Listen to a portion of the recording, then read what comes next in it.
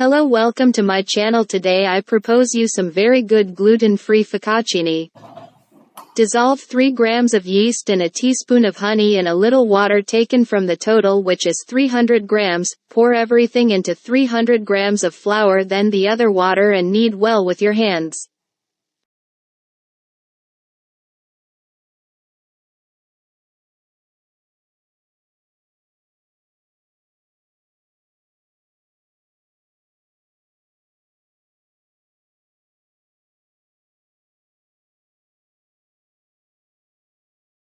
Then form balls and crush them a little with your hands and let them rise for 3 hours.